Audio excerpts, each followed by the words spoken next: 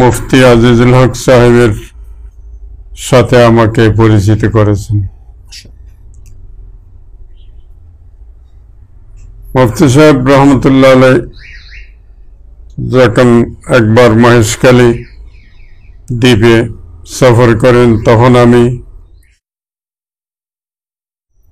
জামাতে শশুমে কাফিয়ার জামাতে পড়ি, জাবুয়া ইসলামিয়া আরবিয়া মাদ্রাসাতে, আশরাফুল উলুম আশরাফিয়া মাদ্রাসাতে। তখন মুফতি সাহেব রহমতুল্লাহ আলাইহির সাথে আমার আব্বা পরিচয় করেন। হুজুরকে কিছু হাদিয়া দেওয়ার জন্য কিছু টাকাও দিলেন। মুফতি সাহেব হুজুর রহমতুল্লাহ আলাইহি আসার আগে মহেশখালী থেকে ফেরত আসার পূর্বে তিনি আমার আব্বাজানকে বলে দিয়েছেন, তোমার ছেলেকে পটিয়া পাঠিয়ে দাও। মাশাআল্লাহ, সেভাবেই আপনার জীবনের শুরু।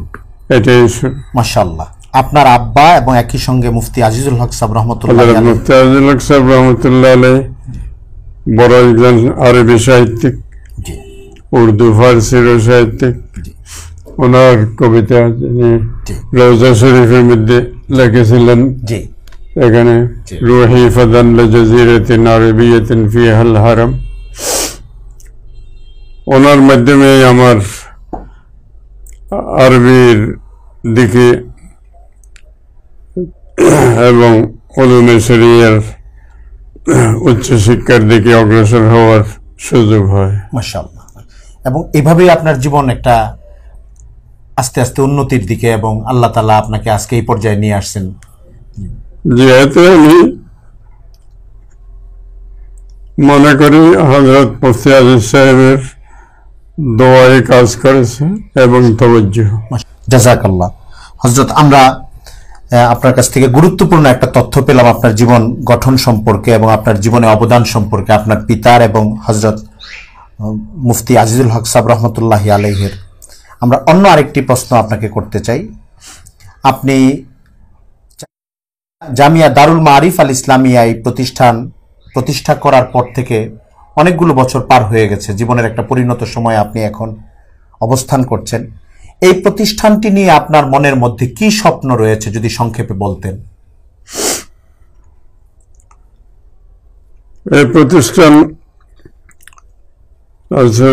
শুরু হয় পৃথিবী বিখ্যাত আলেমে দ্বীন আল্লামা সৈয়দ আবুল হাসান নদভী রহমতুল্লাহ আলাইহির ইশারায় ইঙ্গিতে। তিনি বাংলাদেশ সফরে যখন এসেছিলেন আমাকে বলেছিলেন, পটিয়াতে তুমি সময় না কাটাইয়ে আলাদা একটা কাজ শুরু করো। তখন নদওয়াতুল উলামার সিলেবাস অনুসরণে একটা প্রতিষ্ঠান করার স্বপ্ন দেখলাম। তিনি যাওয়ার পরের বছরই 1984-তে উনি এসেছিলেন। 1985-তে দারুল মাআরিফ আল ইসলামিয়া শুরু হয়। তা আমি সেদিন থেকে স্বপ্ন দেখি দারুল মাআরিফ আল ইসলামিয়া বাংলাদেশের নদওয়া হবে। মাশাআল্লাহ। কুয়েতের একজন বিশিষ্ট শিক্ষিত ব্যক্তি, কুয়েতের এক সংস্থার সেক্রেটারি জেনারেল ডক্টর মিদহাত বাংলা দারুল মাআরিফ আসিয়ে তিনি লিখে গিয়েছিলেন তার মন্তব্যে অভিমত বলেছিলেন। তো আমার মনে হচ্ছে দারুল মাআরিফ আল ইসলামিয়া ইমতিদাদ লিনদওয়াতুল উলামা। মাশাআল্লাহ। অর্থাৎ দারুল মাআরিফ আল ইসলামিয়া আমার মনে নদওয়াতুল উলামার ধারাবাহিকতা। মাশাআল্লাহ। এবং শেখ সুলতান জোক ইমতিদাদ লিসইয়্যিদ আবুল হাসান আলী আন-নদভী রাহমাতুল্লাহি আলাইহি। এবং শেখ সুলতান জোক আমার নাম ধরে তিনি বলেছেন তিনি মৌলানা সৈয়দ আবুল হাসান আলী নদভীর ধারাবাহিকতা বাংলাদেশে। তো আমি যেদিন বাংলাদেশের নদওয়াতুল উলামা হিসেবে পরিপূর্ণ গঠিত হবে দারুল মাআরিফ, সেই স্তরে চলে যাবে, আমি মনে করব আমাদের স্বপ্ন বাস্তবায়িত হয়েছে। মাশাআল্লাহ, আলহামদুলিল্লাহ। ইদানিং 50 জনের বেশি ছাত্র বাইরের ইসলামী ইউনিভার্সিটিগুলোতে লেখাপড়া করার সুযোগ পেয়েছে দারুল মাআরিফের মাধ্যমে, এবং কিছু কিছু ছাত্র এখান থেকে লেখাপড়া করে পিএইচডি করেছে, এখন করতেছে। আর কেউ কেউ বাইরের ইউনিভার্সিটিতে শিক্ষকতার সুযোগ পেয়েছে। শিক্ষকদের মান, শিক্ষার মান তার দ্বারা বোঝা যাবে। শিক্ষকদের মধ্যে অর্ধেকের মতো বাইরের ডিগ্রি প্রাপ্ত এবং দারুল মাআরিফ থেকে ডিগ্রি প্রাপ্ত, দারুল মাআরিফের সার্টিফিকেট প্রাপ্ত। আর শিক্ষার মান সিলেবাসের মাধ্যমে এবং শিক্ষকদের মাধ্যমে হয়। দারুল মাআরিফ আল ইসলামিয়ার সিলেবাস দারুল উলুম দেওবন্দ এবং নদওয়াতুল উলামাকে বাদ দিয়ে আমি বলবো পাকিস্তান, হিন্দুস্তান, বাংলাদেশের সমস্ত মাদ্রাসাগুলোর সিলেবাসের চাইতে আলহামদুলিল্লাহ শক্তিশালী। আলহামদুলিল্লাহ, আলহামদুলিল্লাহ। আল্লাহ তাআলা আপনার স্বপ্ন পূরণ করুন এবং এই মাদ্রাসা সকল মহলের কাছেই বাংলাদেশে নদওয়াতুল উলামার ছায়া বা নদওয়াতুল উলামার মতো বা ধারাবাহিক একটি প্রতিষ্ঠান হিসাবে অচিরেই করে উঠুন, আমরাও দোয়া করি ইনশাআল্লাহ। অন্য একটি প্রশ্ন হুজুরের কাছে আমরা পেশ করতে চাই। মিডিয়া বা গণমাধ্যমের আচরণ এখন ব্যাপকভাবে ইসলামী অনুশাসন ও ইসলামী শিক্ষার বিরোধী। মিডিয়ার এই আগ্রাসনের বিরুদ্ধে কোন পন্থার অনুসরণ করে কাজ করা উচিত বলে আপনি মনে করেন? যদি এ ব্যাপারে কয়েকটি কথা আপনি বলতেন তাহলে আমরা উপকৃত হতে পারতাম। আমি প্রায় সময় বলে থাকি, আলেমদেরকে অনেক আগেই মিডিয়াতে প্রবেশ করার ঢোকা দরকার ছিল। ইদানিং ধর্মান্তরিত হওয়ার ফিতনা, প্রাচ্যবাদের ফিতনা পৃথিবীতে বিভিন্ন জায়গাতে মুসলিম দেশগুলোতে ছড়িয়ে পড়েছে। এই সমস্ত ফিতনা আর অন্যান্য ফিতনার জবাব দেওয়ার জন্য আলেমদেরকে সাংবাদিকতার মাধ্যমে বিভিন্ন সেমিনার, সিম্পোজিয়াম করে গণমাধ্যমে ইসলাম, সহি শুদ্ধ ইসলাম মানুষের কাছে পেশ করার, অন্যান্য ইসলামের বিরুদ্ধে যে সমস্ত ফিতনা, এগুলির দমনের পন্থা অবলম্বন করা দরকার বলে আমি মনে করি। মাশাআল্লাহ, মাশাআল্লাহ। উম্মার এই সময়টায় যখন পৃথিবীর দেশে দেশে মুসলমান আক্রান্ত হচ্ছে, আবার কিছু মুসলমান বিভ্রান্ত হয়ে ভুল কর্মপন্থা গ্রহণ করছে, এরকম একটা অস্থিরতাপূর্ণ সময়ে বা সংকটপূর্ণ সময়ে উম্মার প্রতি আপনার এই প্রবীণ বয়স থেকে কিছু দরদি নসিহত যদি আপনি করেন, যে কোন পন্থায় গেলে এই সংকট এবং এই সারা দুনিয়ার এই ফিতনা, যারা শত্রুপক্ষ ইসলামের তাদের দ্বারাও যে তৈরি হচ্ছে যে ফিতনাগুলো, আক্রমণগুলো, এখান থেকে মুসলমান বাঁচতে পারে বলে আপনি মনে করেন? বিশেষ করে আলেম এবং দায়ীদেরকে কোরআন প্রচার করা বেশিভাবে দরকার বলে আমি মনে করি। আমরা হযরতের কাছে ছোট্ট আরেকটি প্রশ্ন পেশ করতে চাই, সেটি হচ্ছে, এই যুগে যেসব তালেবে ইলম আরবি ভাষা ও সাহিত্যের প্রতি বিশেষ ঝোঁক বা আগ্রহ রাখে, তাদের প্রতি ছোট্ট করে আপনি যদি একটি নসিহত পেশ করেন। যারা আরবি ভাষা ও সাহিত্যের মধ্যে অগ্রসর হতে চায়, তাদেরকে বিভিন্ন আরবি পত্রিকা, পত্রপত্রিকা পড়া এবং আরবি বড় বড় পৃথিবী বিখ্যাত সাহিত্যিকদের লেখা, যেমন শেখ আলী তানতাবি, শেখ আনোয়ার জন্দি, ওস্তাদ শহীদ সৈয়দ কুতুব, এবং ওনার ভাই মোহাম্মদ কুতুব এবং ডক্টর আল্লামা ইউসুফ কারদাবি, সৈয়দ আবুল হাসান আলী নদভী, এদের লেখা, এদের বই পুস্তক এগুলি পড়া এবং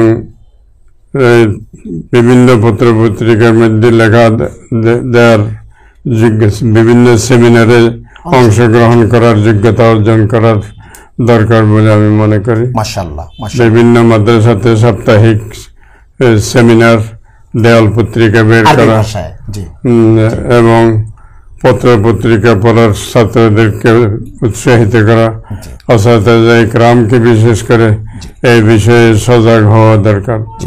আলহামদুলিল্লাহ, জাযাকাল্লাহ।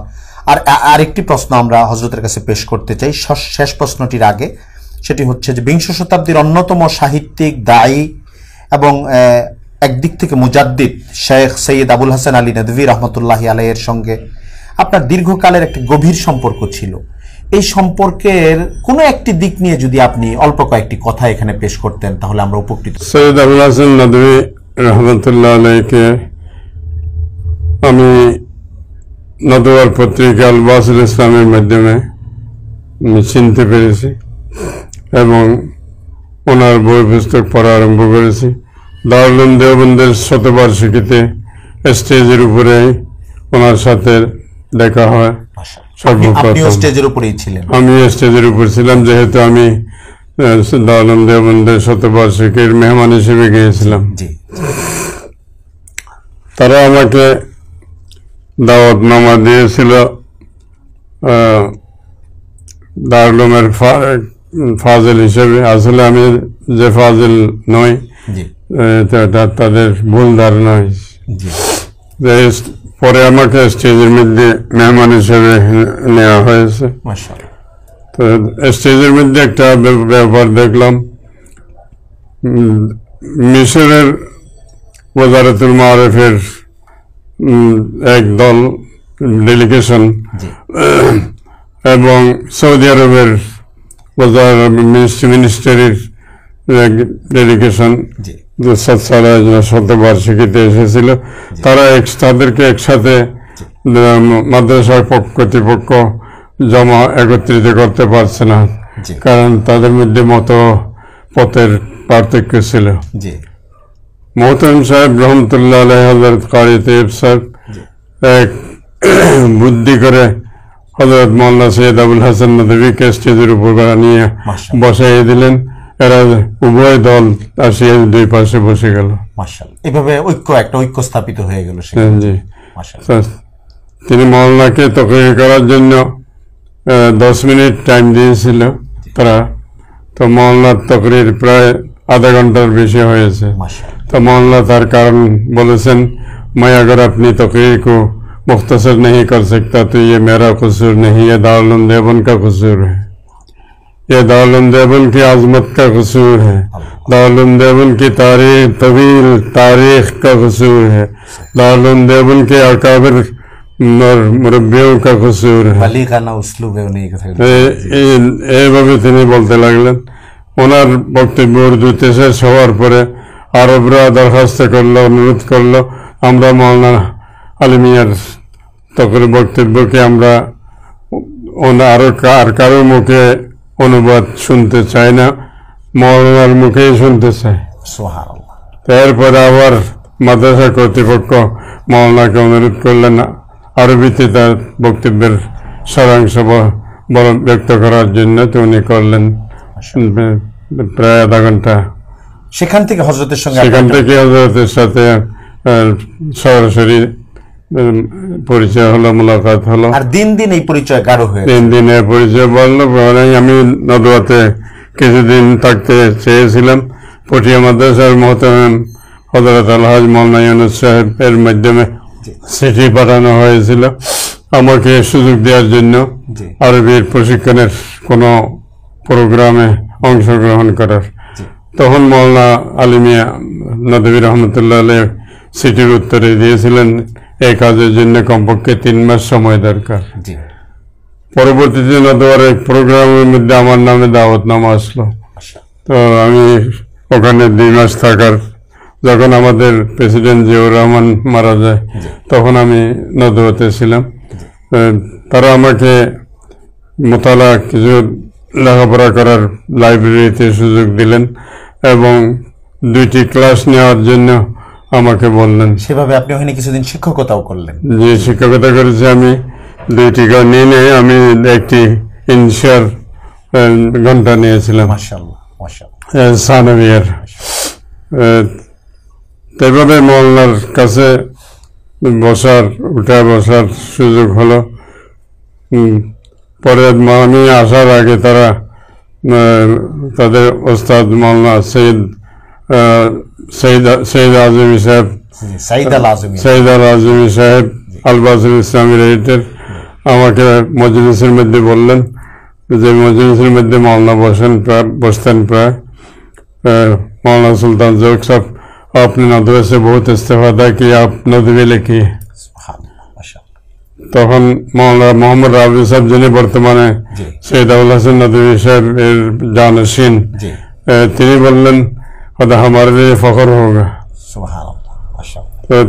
এরপর থেকে আমি নদভী লিখতে শুরু করিনি, আরো কিছুদিন পরে লিখতে শুরু করলাম। যখন মৌলানা সৈয়দ अबुल हसन नदवी रहमतुल्लाह अलैह নিজে আমাকে বললেন आप नदवी लिखिए, अगर कोई सनद पूछे तो मेरा नाम बताइए। এরকম সম্মান সূচক নদভীর নজির আছে পাকিস্তানের মধ্যে একজন মাওলানা ইবনে মাজার সারা রাখছেন হাসিয়া, মাওলানা আব্দুর রশিদ নোমানী রহমতুল্লাহ, উনিও এজাজি নদভী। অনেকে আমাকে জিজ্ঞেস করে আপনি নদওয়া থেকে কোন সনে পারে গেছেন, লেখাপড়া কবে লেখাপড়া করেছেন? তো আমি এরকম নজির শুধুমাত্র আপনারা দুইজনই? জি, বাংলাদেশে আমি, পাকিস্তানের মধ্যে মাওলানা আব্দুর রশিদ নোমানী। আলহামদুলিল্লাহ হুজুর আমাদেরকে অনেক সময় দিলেন। আমরা শেষ যে প্রশ্নটি আপনার কাছে পেশ করতে চাই সেটি হচ্ছে যে তরুণ আলেম যারা এখন একটু সাংবাদিকতার ময়দানে ইসলামের পক্ষে কিছু কাজ করতে চায় তারা যেন ঠিকভাবে কাজ করতে পারে, আবার যারা বিভ্রান্তির জাল পেতে রাখে এই ময়দানে তাদের পাতা ফাঁদে পা না দেয়, তাদের প্রতি আপনার ছোট্ট একটা নসিহত যদি আপনি পেশ করেন। তাদের যারা সাংবাদিকতার মাধ্যমে কাজ ইসলাম প্রচার এবং ইসলামের বিরুদ্ধে ফিতনার প্রতিরোধ করতে চান তাদেরকে আমি ধন্যবাদ জানাই এবং তাদেরকে কি নসিহত করব, আমি তাদেরকে বলবো সে আমাদের আকাবেরদের সহি মসলকের উপর, আকিদের উপর তাকিয়ে সহি কোরআন ও সুন্নাহকে সামনে রেখে ইসলামী সাংবাদিকতার ময়দানের মধ্যে বেশি বেশি কাজ করার, আরো বেশি সাংবাদিক তৈরি করার, লেখক তৈরি করার, মাওলানা আবু তাহের মিসবাহের মতো সেরকম লেখক তৈরি করার চেষ্টা করার জন্য আমি তাদেরকে নসিহত করব এবং তাদের জন্য আমি দোয়া করব। আল্লাহ পাক তাদের মেহনতকে কবুল করুন, তাদের পরিশ্রমের জাযায়ে খায়ের দান করুন। আমিন। হযরত আমরা আপনার প্রতি আমাদের প্রতিষ্ঠান রিসালাতুল ইসলাম বিডি এবং ইনস্টিটিউট অফ জার্নালিজম এন্ড দাওয়া এই দুটি প্রতিষ্ঠান এবং এর দর্শক শ্রোতা সকলের পক্ষ থেকে আন্তরিকভাবে কৃতজ্ঞতা প্রকাশ করতেছি। জাযাকুমুল্লাহু খায়রান ফিদ দারাইন। আপনি অনেক সময় আমাদেরকে দিলেন আপনার এই অসুস্থতার মধ্যে। আল্লাহ তাআলা আপনার সুস্থতা দান করুন, হায়াতে তওয়িলা দান করুন, হায়াতে বাবরকত দান করুন এবং আল্লাহ তাআলা আরো বহুদিন পর্যন্ত দ্বীনের অনেক আজিম খেদমত আল্লাহ আপনার দ্বারা নেন, আমরা দোয়া করি ইনশাআল্লাহ।